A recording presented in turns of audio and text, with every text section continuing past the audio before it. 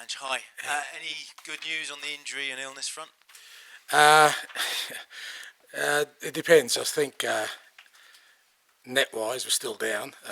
We'll get Benton call back, but we lose Madison and Pape Sarr by suspension. So a couple of numbers down there. And then in terms of the injuries, no one back. Mikey potentially could be available for to be on the bench.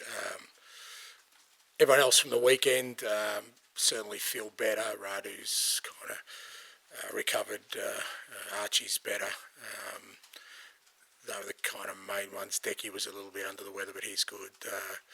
So pretty much as was on the weekend, plus Bentoncourt minus the other two. And is Richarlison back in training? Yeah, he's training, yeah.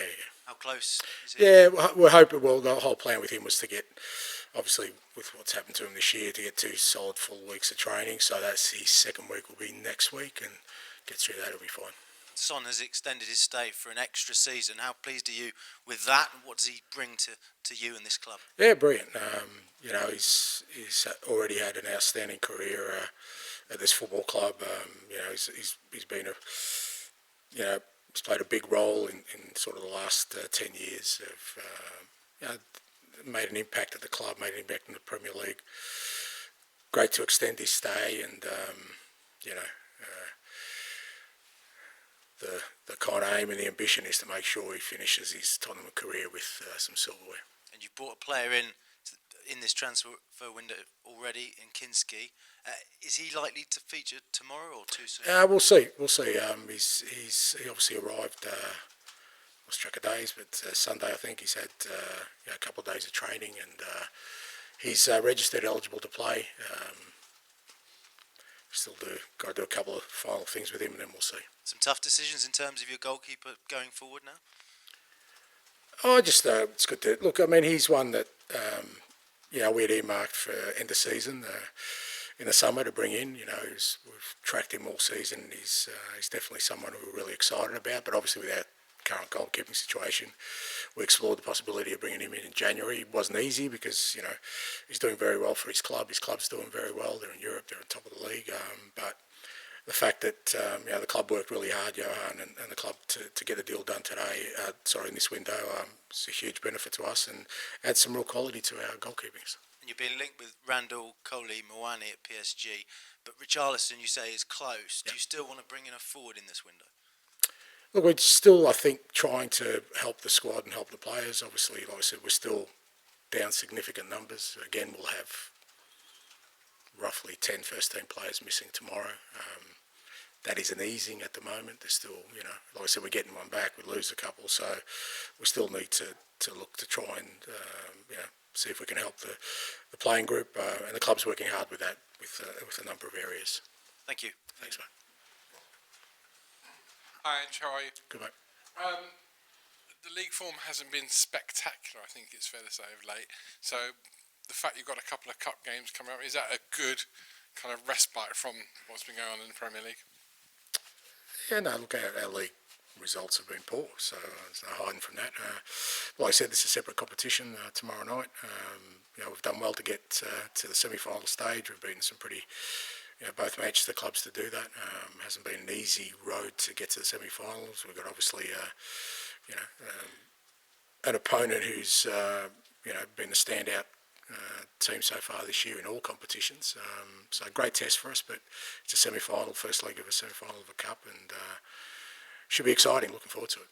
They put 6 past you last time they met you a couple of weeks ago at the Tottenham Hotspur Stadium, and without wishing to go down the how are you going to play route, this is a 2-legged semi-final whereby I'm guessing, however you play tomorrow, you still want to be in the tie going to Anfield. Well, I think that's the case. Irrespective of how you play, you realise there is a second leg to be played. So I think, but that doesn't change our approach for tomorrow. We're at home, and when it's a sort of a 2-legged affair, if you can get some kind of advantage in your home game, that sets you up pretty well. So that's what we'll try and do. I know at the weekend there were some refereeing decisions that bemused everybody, not only in your game but maybe in other games too, and the only people that would have seen what VAR was actually discussing were the people involved with the VAR decision.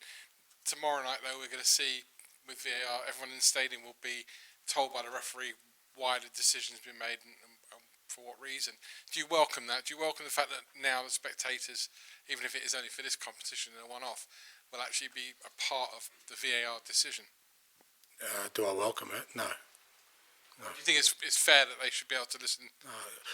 Do you think if they had shown the handball on the weekend that our supporters would have been happy? Would they have come away and said, oh, that's great, they explained it? But at the same time, I have to accept that it's coming in. I have to accept that this is the way forward. I have to accept that I have to be a part of that. And so, but it shouldn't surprise anyone if I'm not a sort of cheerleader for those kind of things. Ali, please. Hi there, Ange. Anton Kinsky comes in. He feels a little bit like Archie Gray and Lucas Bergwijn. It comes from a footballing family. He seems to have that level-headed nature about him. How important is that when you're signing a player to have that calm nature about him? Yeah, I think it's a big part. We've kind of put big stock in that, in the kind of players we've brought in. That we're trying to build a team that of people who are very ambitious.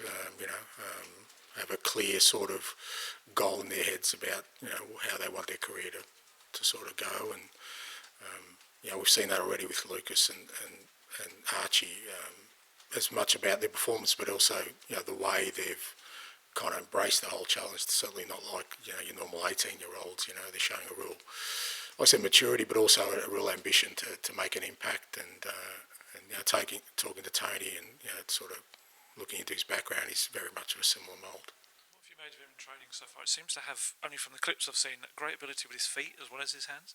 Well, we tried to obviously identify people, goalkeepers who are going to, or players who are going to fit into our system. That's a big part of how we play, and it's certainly something that he does very comfortably. But it's his all-round goalkeeping ability. Like I said, we've done a lot of Johan and his scanning. We've done a lot of sort of background work on him. They've been following him all year. The intent was, like I said, to bring him in the summer, but obviously that not only changed, but we thought, why not, with the way we are in terms of goalkeepers, try and bring in him earlier. I wasn't confident that was going to happen, but the club worked really hard to make it happen, and I think it's great for him, it's great for us. Gives him an opportunity to sort of come in a bit earlier, get bedded into the way we do things, and like I said, adds real quality to our goalkeeping. Just want to ask you about left back as well. Obviously, Destiny out for a while now. Jed filling in on the left. You've got Sergio Reguilon, who's coming to the end of his contract. Is that a position that you are going to maybe try and ride it through, or would you like to bring another body in that area of the squad? Oh, look, it depends with, we're in a tricky situation where we've got, because obviously Ben Davies can play left back as well. So, but we're in this tricky situation where, potentially we could have three very, very good defenders coming back into the fold very, very quickly. Obviously, Destiny's going to be a bit longer, so it's a bit of a balancing act of how much we can get through. I just don't want to get it. The beauty of bringing in somebody like Tony was that he was part of our plans anyway. I'm really reluctant just to bring in another body just for the sake of it. It's going to be somebody who either fits into what we're doing or he's going to help us straight away. They're the kind of criteria we're looking at.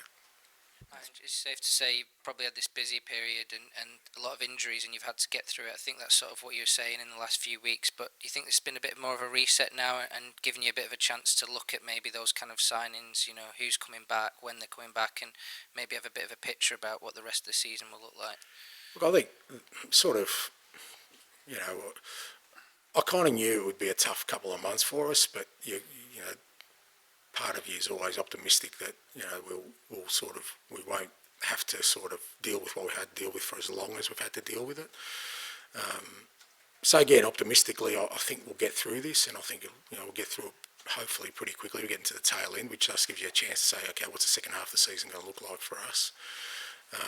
But at the same time, I can't lose sight of the fact that what's important for us right now is that we deal with what's in front of us. We've got a big game tomorrow night. Obviously, FA Cup. Our league form's nowhere near good enough. We've got to address that. So we can't just wait for it to all happen. So the planning is going on in the background for sure. But my immediate task is to make sure we kind of make an impact in what we can right now. And what did you make of the game at the weekend, the Manchester United-Liverpool game? Liverpool have obviously been the standard setters this season, but maybe they looked a bit vulnerable. Do you think it's a nice time to play them? I don't know if it's a nice time to play them. I thought it was a good game, and I thought, Manchester United really sort of lifted their intensity levels and, causing problems. But at the same time, Liverpool still have, you can still see the quality they possess. They still created opportunities. They're always a threat. They're like I said, they're a top side. They're really settled. I think they've just got just about everyone fit and healthy. They can rotate players, so they're in a good moment, and it's going to be a great challenge for us. Just the last one. You got a goalkeeping decision to make maybe now after bringing one in. How are you going to sort of look at that decision coming into tomorrow, keeping Austin or bringing in Tony? Yeah, we'll just assess on sort of how Tony settled in, and like I said, Brandon did really well for us, which is great. And then I'll just make a decision. I mean, we've still got a couple of European games again where Tony's not going to be involved. So it's not like we understand that Brandon and Fraser's back training today. That they're still very important to what we're doing.